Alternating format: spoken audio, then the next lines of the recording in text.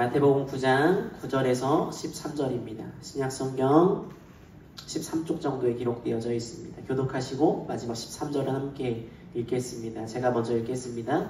예수께서 그곳을 떠나 지나가시다가 마태라 하는 사람이 세관에 앉아있는 것을 보시고 이르시되 나를 따르라 하시니 일어나 따르니라.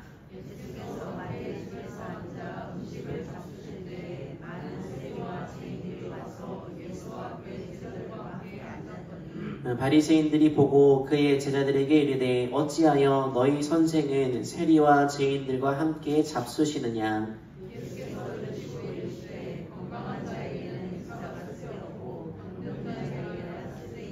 13절 함께 읽겠습니다. 너희는 가서 내가 긍휼을 원하고 제사를 원하지 아니하노라 하신 뜻이 무엇인지 배우라. 나는 의인을 부르러 온 것이 아니요 죄인을 부르러 왔노라 하시니라. 아멘. 우리 신앙으로 고백합니다. 주께서 부활하셨습니다. 성령께서 임하십니다. 아멘. 네, 명절 기간입니다. 가족들마다 가정마다 행복과 기쁨이 임하시기를 소망합니다.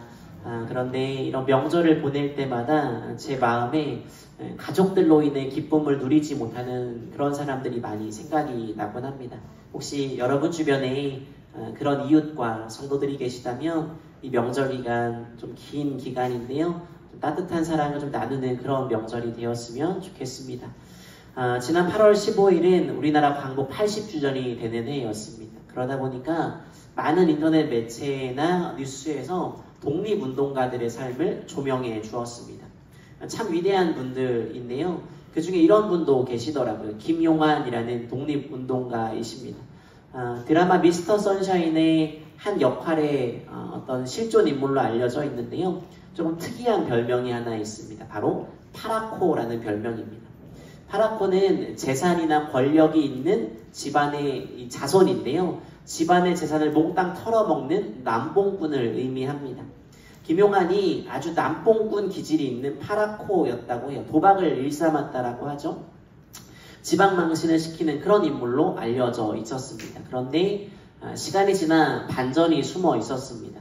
파라코라고 집안의 재산을 거덜내버린 집안의 망신이라고 손가락질을 받았는데요. 실상 이 사람이 최선을 다해 독립운동에 임한 사람이었습니다. 파라코인 척하고 자기 집 재산을 독립운동에 이바지했던 거죠. 이 모든 사실이 알려지자 이 사람을 향한 경멸이 존경으로 바뀌게 됩니다. 경멸이 존경으로 바뀐 사람, 오늘 나눌 제자 마태가 바로 그런 인물이었습니다. 마태의 이름은 본명이 아닐 확률이 매우 큽니다. 마가복음과 누가복음은 이 사람의 이름을 마태가 아니라 레위라고 기록하고 있습니다. 이게 본명인 듯 보여요. 그런데 마태는 마태복음에서 자신의 이름을 레위가 아니라 마태라고 기록하고 있습니다. 레위가 예수님을 만난 뒤에 마태란 이름으로 바뀐 것으로 보입니다. 마태란 이름은 하나님의 선물이란 뜻인데요. 이름처럼 이 사람의 인생은 주님을 만나고 그분의 은혜로, 그 은혜의 선물로 인해 과거와 달라진 삶, 완전 판이한 삶을 살아가게 됩니다. 여러분, 레위 하면 혹시 떠오르는 것 있으세요? 제사장 맞습니다. 성경을 좀 아시는 분들은 자연스럽게 제사장, 구약 성경에 나오는 레위 지파를 떠올리실 거예요. 그래서 많은 학자들이 이 마태가 레위 지파의 후손이었을 것이다 라고 추정합니다. 레위 지파는 이스라엘의 종교 지도자인 제사장이 되는 가문 지파였죠. 그렇기 때문에 마태가 어렸을 때부터 종교 지도자가 되는 수업을 받았을 것이다 라고 말합니다. 아마도 그의 아버지는 이 자식의 이름을 레위라고 지으면서 너는 꼭 우리 조상 같은 훌륭한 지도자가 돼야 돼. 훌륭한 종교 지도자가 되어야 돼. 우리 집안의 명예를 빛내라 라고 했을 거예요. 그랬던 그가 집안이나 아버지의 기대와는 사뭇 다른 삶을 살게 됩니다. 그의 직업이 이것을 반증해 주죠. 그의 직업은 바로 세리, 세관 공무원이었습니다. 세리가 성경을 조금만 읽어보셔도 매우 부정적인 의미로 통용된다는 것을 다들 아실 겁니다. 당시 세리는 사람들에게 좋은 평판을 받지 못했습니다. 물론 여러분, 세리가요 아무나 되는 게 아닙니다. 세리가 되는 과정 또한 쉽지 않았습니다. 어느 정도의 교육과 숫자에 대한 감각이 있어야만 할 수 있는 직업이라고 해요. 계산을 잘해야 되고요. 장부 정리도 잘해야 됩니다. 또 당시에 널리 사용되던 언어인 아람어, 헬라어, 라틴어까지 알아야 했습니다. 아마 이 마태는 다른 제자들보다는 더 많은 교육을 받은 사람으로 보입니다. 이 마태, 레위가 종교 지도자, 제사장이 되는 것도 좋지만 세리의 길을 가겠다라고 선택을 합니다. 어쩌면 실리적인 선택을 한 것처럼 보입니다. 당시는 로마가 세계를 지배하고 있었습니다. 세리가 돼서요, 로마 정부와 결탁을 하면 주머니에 들어오는 돈이 적지 않습니다. 이런 실리적인 계산에 매우 밝았을 거예요. 아마 자라면서 돈 때문에 어려움을 겪었을 확률도 큽니다. 그런 사람들은 돈을 아주 소중히 여기며 자라게 되잖아요. 여러분, 공무원 좋아 보이십니까? 언뜻 보면 매우 좋아 보이는데 이 당시 세리를 향한 평판은 좋지 않았다라고 말씀드렸죠. 당시 세리는요, 이 창기, 성을 파는 이 사람과 함께 사회적으로 가장 지탄받는 대상이었습니다. 또 우리 역사로 빗대어 보면 친일파 같은 그런 존재였습니다. 로마 정부의 고용이 되거든요. 로마 정부로부터 먼저 월급을 받습니다. 그리고 그들에게 자국민의 세금을 가져다가 바칩니다. 그러다 보니까 이스라엘 사람들의 눈에는 매국노처럼 보이는 거예요. 세리들은 주로 친로마적인 성향이었거든요. 그러다 보니까 이스라엘 사람들의 시선에는 이 압제자, 이 우리를 괴롭히는 로마의 편에 선 사람들처럼 보였다라는 거예요. 또 다른 이유가 있는데 당시 세리들이요, 어차피 욕먹을 거 돈이나 벌자라고 하면서 민중들을 대단히 많이 괴롭히고 착취했다라고 합니다. 성경에 나오는 또 다른 세리, 유명한 사람 있죠? 누구죠? 삭개오, 맞습니다. 삭개오가 주님을 만나고 회개하면서 이런 말을 합니다. 누가복음 19장 8절이요. 이 말씀을 유심히 보니까 삭개오에게 쌓여있는 부가 엄청 많았던 것으로 보여요. 부의 축적이 만만치 않았다라는 말입니다. 얼마 전에 본 뉴스에 이런 게 있어요. 일본에 있는 어떤 회사원이 회사 돈 1,300억을 횡령한 거예요. 이게 들통이 났답니다. 그래서 다 회수를 당했는데 반전이 있었어요. 그 돈으로 주식에 투자를 했던 거예요.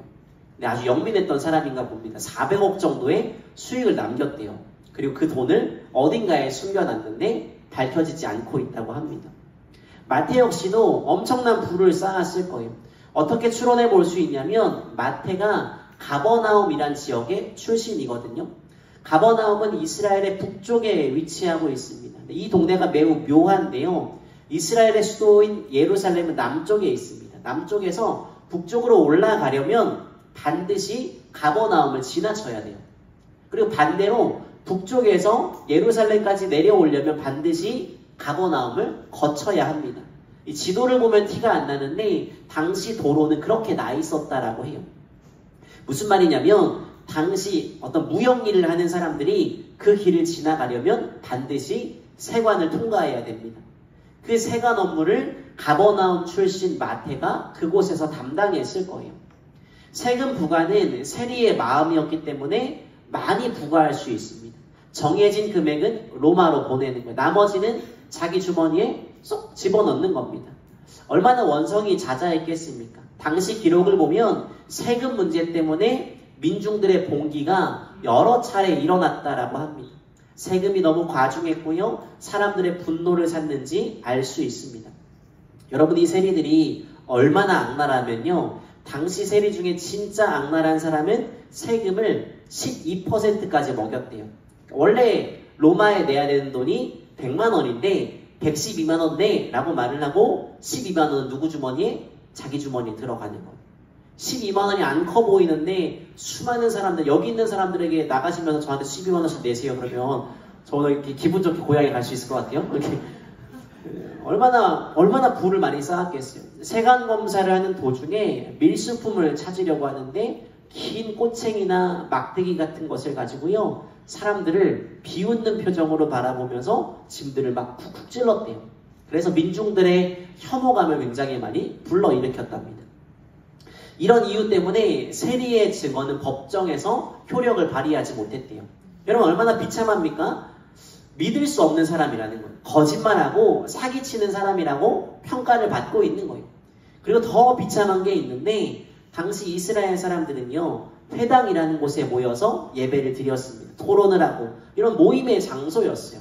그런데 그 회당에는 세리와 창기는 출입을 하지 못한다는 법이 정해져 있습니다. 이게 당시 세리의 사회적인 위치였어요. 마태가 바로 그 세리였다라는 거예요. 그랬던 그가 예수님을 만나게 됩니다. 세간에 앉아있다가 주님이 지나가시면서 이 사람을 찾아오시죠. 원래 종교인이 되었어야 됩니다. 돈이라는 현실의 문제 앞에 아유 됐다, 돈이나 벌자 라고 하며 실리적인 선택을 하며 살았습니다. 물론 그 과정에서 같은 민족에게 엄청난 천대를 받았습니다. 그 마음에 많은 갈등이 있었을 거예요. 아마 이렇게 생각하지 않았겠습니까? 계속 이렇게 살 수는 없는데, 나도 좀 변해야 되는데, 내 인생 이렇게 마무리할 수 없는데 라고 생각했을 거예요. 그랬던 그가 예수님을 만나게 됩니다. 주님이 매우 단순하게 말씀하시죠. 나를 따르라, 나를 따라와라 말씀하신 그 순간 그 마음 안에 있던 갈등이 정리되었을 거예요. 실제로 교도소에서 사역하는 어떤 목사님을 만난 적이 있는데 이분의 말에 따르면 여러분 교도소에서 회심이 그렇게 많이 일어난대요. 왜냐하면 마태처럼 이 사회에서 잘못을 막 저지릅니다. 나쁜 짓을 저질러요. 그러면 죄책감이라는 게 많이 쌓이나 봐요. 그러다가 잡혀서 교도소에 가면 그 죄책감이 폭발한대요. 그런 사람에게 목회자가 다가가서 회개하고 올바른 삶을 제시할 때 잘 듣는 편이라고 합니다. 아마 마태도 그랬던 것 같아요. 예수님을 만나서 주님을 따르기로 결심합니다. 근데 이 마태가요, 예수님을 만나고 재밌는 일을 하나 벌이는데요. 잔치를 열었습니다. 제자들이 열어준 잔치가 아닙니다. 그 스스로가 연 잔치였습니다. 그리고 이 잔치에 예수님을 초청하죠. 본문 10절 보시기 바랍니다. 예수님을 만나 마음의 결심이 분명히 선 마태가 예수님을 자신의 집으로 초청합니다. 그런데 그 자리에 누가 있습니까? 많은 세리와 죄인들이 함께하고 있습니다. 그의 동료, 직장 동료를 부른 겁니다. 그리고 세리가 오니까 따라오는 또 하나의 계급 죄인이 있었습니다. 아마 창기나 기타 여러 가지 이유로 사회에서 손가락질 받는 그런 사람들이었을 거예요. 이 모습을 보고 당시의 종교 지도자이고 이스라엘의 교사라고 불리우는 바리새인들이 질문을 던집니다. 11절이요. 어찌하여 당신네 선생은 세리와 죄인과 어울려서 음식을 먹고 있느냐라고 질문을 하죠. 당시 이스라엘 종교 지도자들은요, 자신을 깨끗하게 유지하기 위해 몇 가지 규칙을 지키고 있었는데 그 중에 하나가요, 죄인이라고 특정된 그 신분의 사람과 겸상하지 않게 돼 있었어요. 무슨 말이냐면 세리나 창녀와 함께 겸상하지 않도록 정해져 있었다라는 거예요. 나는 깨끗해야 되니까 더러운 걸 묻힐 수가 없어, 이런 마음으로 법으로 정해놓았다라는 거예요. 그런데 말씀을 가르치고 여러 제자를 둔 예수라는 존재가 당시 율법으로 따지면 말도 안 되는 행동을 하고 있는 거예요. 당연히 꼬투리를 잡아 비꼬기 시작합니다. 이때 주님 뭐라고 응답하십니까? 12절이요. 건강한 사람에게는 의사가 필요하지 않다. 병든 사람에게 의사가 필요하다라는 너무 당연한 말씀을 하세요. 아픈 사람에게는 의사가 필요하지 않습니다. 병든 사람에게 의사가 필요해라고 너무 상식적인 말씀을 하세요. 일전에 제가 그런 적이 있습니다. 한 청소년 집회에 다녀와서 다리 근육이 터져서 파열이 된 거예요. 너무 열심히 뛰면서 찬양을 하다가 다리가 파열된 거예요. 살다 보니 별일이 다 있더라고요. 근데 굳이 아픈 제가 굳이 병원을 가지 않고 버틴다면 어떻게 될까요? 쉽게 낫지 않을 거예요. 혹시 아나키 사태라고 아세요? 약 안 쓰고 아이 키우기의 줄임말인데요. 한의사였던 김씨가 이런 이름의 카페와 동명의 책을 내면서 유명해진 거예요. 자연치유의 능력. 이것을 믿으면서 예방접종하지 마세요. 병원에 가지 마세요. 금지합니다. 그리고 아이들에게 막 수술 먹여요. 검증되지 않은 민간요법을 자행합니다. 많은 피해를 입었어요. 이들은 아동학대 혐의로 재판을 받게 되었습니다. 그리고 한의사 자격증을 박탈당하게 돼요. 여러분, 아프면 병원 가셔야 돼요. 적절한 처방과 치료가 필요합니다. 자연치유의 능력을 너무 신뢰하지 마시고 병원 가시고 약도 드셔야 됩니다. 주님은 이 세리와 죄인들이 아픈 사람이라고 비유하고 있어요.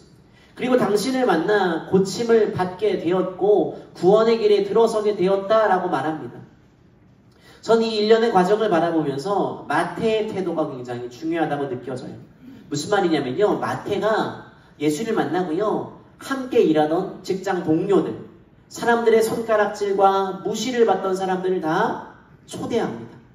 이런 마음의 동기가 있던 거예요. 다른 내 직장 동료들, 세리들, 세상에선 다 배면받지만 내가 예수 만난 것처럼 저들에게도 예수가 필요하다라는 마음으로 초청을 했던 거예요. 자기 자신에게 찾아온 기쁨, 그 정도로 그치는 것이 아니라 내 주변에 있는 누군가에게 이 기쁨을 나누는 거예요. 어떻게 알 수 있냐면 같은 사건을 기록한 다른 복음서를 보면 이 잔치를 연 이유가 예수를 위해서 열었다고 말해요. 예수님의 사역이 확장되는 일에 마태가 쓰임받고자 했다라는 거예요. 여러분 성경에는 기록되어 있지 않은데요. 마태의 초청을 받은 자들 중에 예수 믿은 사람 반드시 나왔을 겁니다. 먼저 자기 자신이 더 이상 죄로 얼룩진 삶이 아니라 예수를 따르는 삶을 살겠다 결심합니다. 그리고 그 자리에서 선언하였을 거예요. 나 같은 죄인을 구원하신 주님의 사랑이 얼마나 큰지 함께 이 자리로 초대하는 자리였을 거예요. 그래서 어떤 목사님은 이렇게 표현을 합니다. 그리스도인의 인생은 잔치집이래요. 멋진 말 아닙니까? 그리스도인의 인생은 여러분 잔치집이에요. 여러분의 인생은 잔치집이십니까? 상갓집이십니까? 바라기는 잔치집이 되시길 바랍니다. 나를 구원하신 주님의 그 은혜에 대한 감격 때문에 기뻐하시고 행복을 누리시길 간절히 축복합니다. 과거를 청산하고 주님을 따라 살겠노라 다짐한 마태가요. 어떤 삶을 살았을까? 크게 두 가지만 나누도록 하겠습니다. 먼저 마태가 한 일 중에 가장 위대한 일은 분명합니다. 바로 우리가 알고 있는 성경 마태복음을 기록한 것. 신약 성경을 펼치자마자 가장 먼저 대하는 책. 이 책을 기록한 사람이 바로 마태입니다.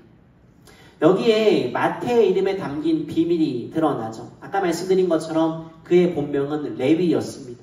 근데 그런 스스로의 이름을 마태로 바꾸었습니다. 마태는 자기가 쓴 마태복음에 자기 이름을 레위가 아니라 마태라고 기록했습니다. 어쩌면 마태를 어릴 때부터 아는 사람은 여전히 그를 레위라고 불렀을지 모릅니다. 그러나 이제 자신은 하나님의 선물로 새롭게 태어난 인생입니다. 라는 그 간증을 담아 마태복음을 기록하며 자기를 마태라고 칭하고 있는 거예요. 여러분 사실 마태만큼 이 복음서를 기록하기에 능통한 사람이 없었을 겁니다. 종교 지도자, 제사장이 되기 위한 교육, 그리고 세리가 되기 위한 장부와 문서를 기록하고 정리한 일을 했겠죠. 본래 돈을 계산하던 그 펜에서 하나님을 기록하는 펜으로 바뀌게 되었습니다. 전 이게 하나님의 섭리이고 하나님의 뜻이라고 믿습니다. 그렇게 마태복음을 기록하고 예수님을 소개하던 마태가 교회 역사, 기독교 전승에 따르면 맨 처음에는 이스라엘 땅에 머물면서 복음을 전했대요. 그러다가 인생 말년이 되니까 에디오피아까지 가게 됩니다.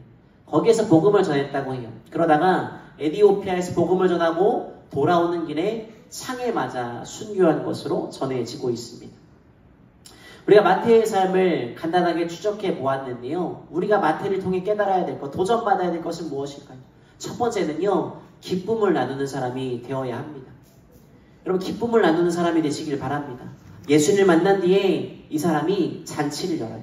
예수님과 제자들을 대접하기 위함이었습니다. 그리고 그 자리에 자신의 동료들, 사람들에게 배척받던 세리와 죄인들을 함께 불러 모읍니다.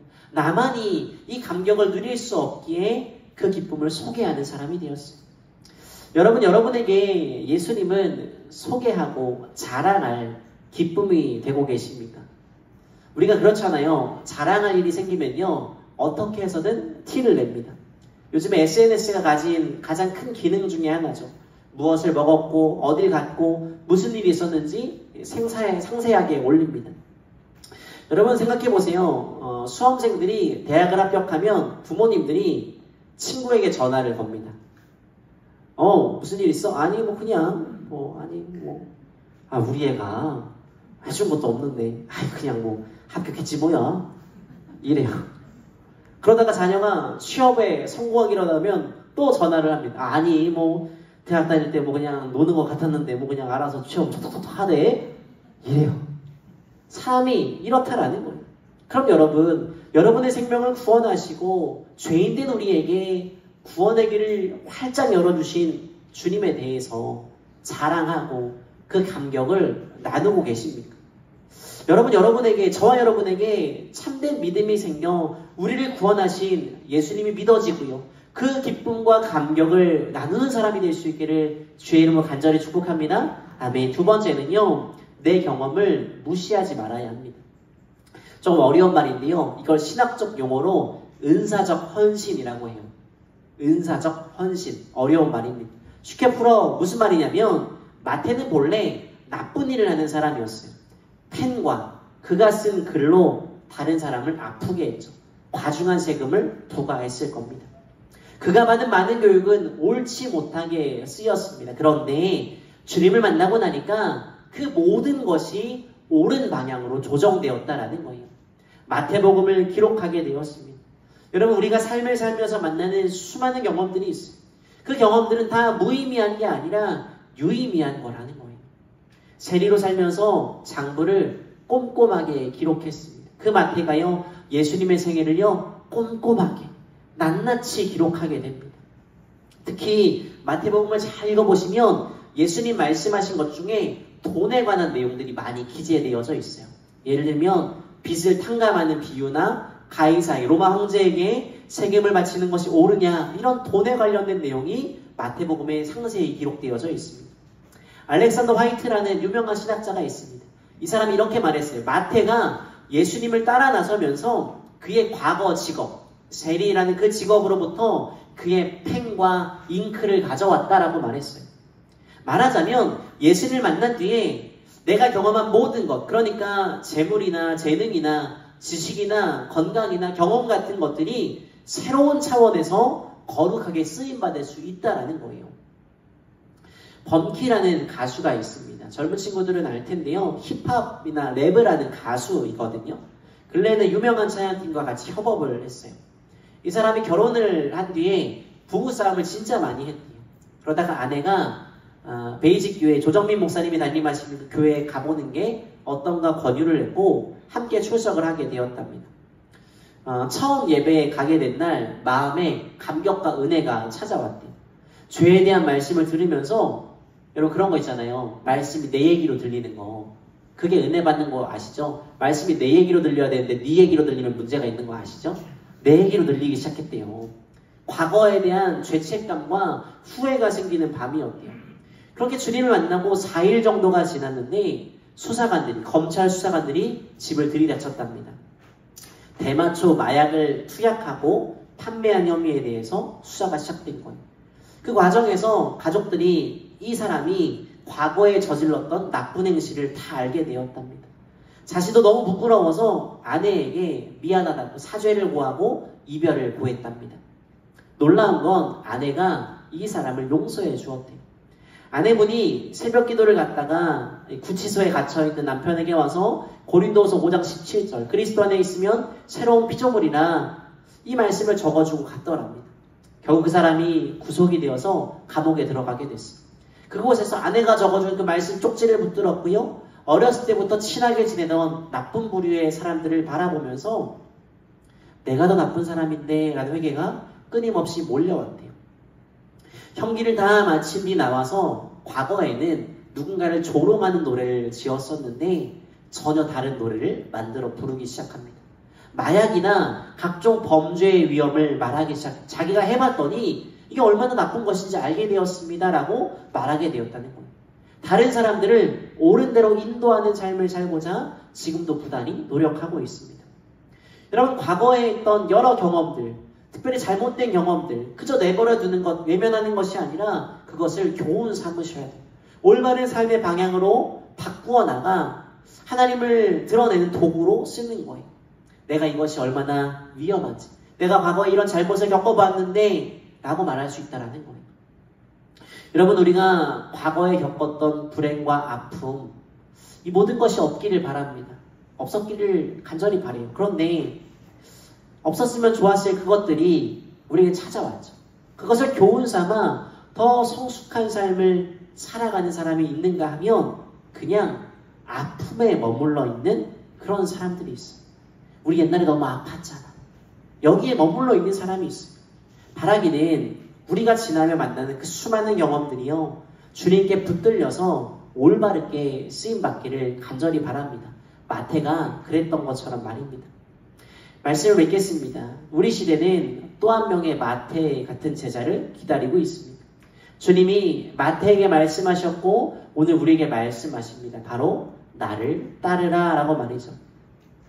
여러분, 나를 따르라 라는 말을 우리 너무 쉽게 대해요.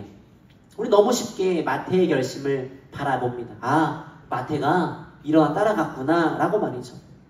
그런데 일어나 따른다라는 것은 매우 깊은 의미를 줍니다. 일어나 따른다라는 것은요, 삶의 결단과 용기가 필요합니다. 어부였던 다른 제자들은요, 예수님의 십자가 사건 이후에 자기 직업으로 돌아갔어요. 기억나시죠? 자기 직업으로 돌아가서 또 그물질을 하고 있었어요. 그런데 세리였던 마태는 갈 곳이 없어요. 로마와의 계약이 끝나버렸습니다. 세리와 고용주로 맺은 계약이 파기되었습니다. 세리라는 직업이 회복될 수 없었어요. 그래서 그의 신앙은요, 더 이상 물러설 곳이 없는 배수진을 친 결단이었다라는 거예요. 여러분, 오늘 우리도 자리를 박차고 일어나야 합니다. 우리가 잘 아는 시편 1편에서 복 있는 자를 이렇게 정의합니다. 복 있는 사람은요, 악인들의 꾀를 따르지 않습니다. 복 있는 사람은요, 죄인들의 길에 서지 않습니다. 복 있는 사람은요, 오만한 자들의 자리에 앉지 않습니다. 자리를 박차고 일어났다라는 거.